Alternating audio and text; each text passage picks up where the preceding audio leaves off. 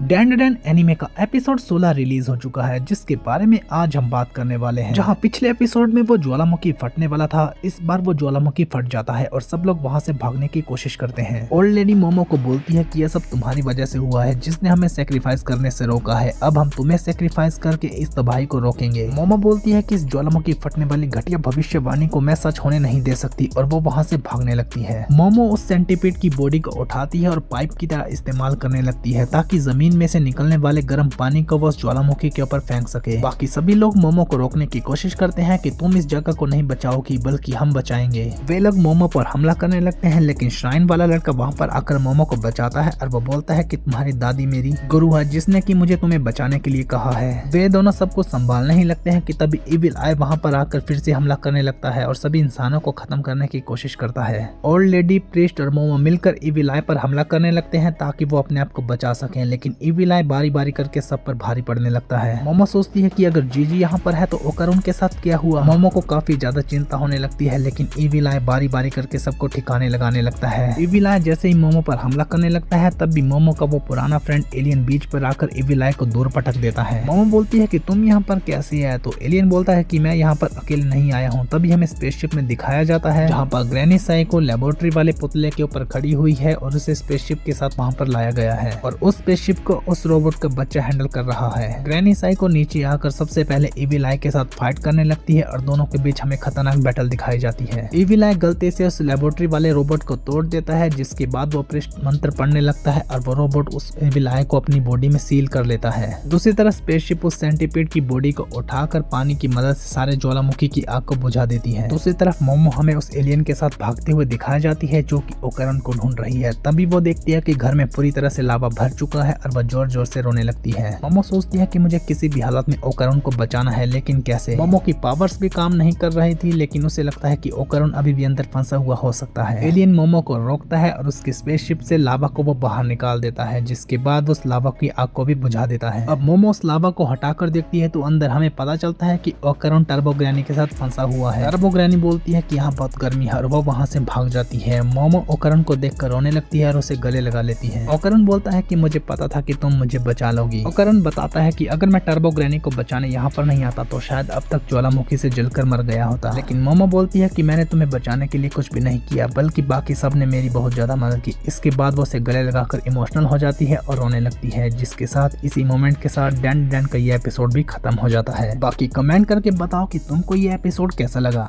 Okay guys, thank you so much for watching. यही था आज का एपिसोड। आई होप आपको ये वीडियो पसंद आई होगी। अगर आपको ये वीडियो पसंद आई है तो प्लीज मेरी वीडियो को लाइक, शेयर और मेरे चैनल को सब्सक्राइब करें। मिलते हैं नेक्स्ट एपिसोड के साथ, तब तक के लिए बाय बाय।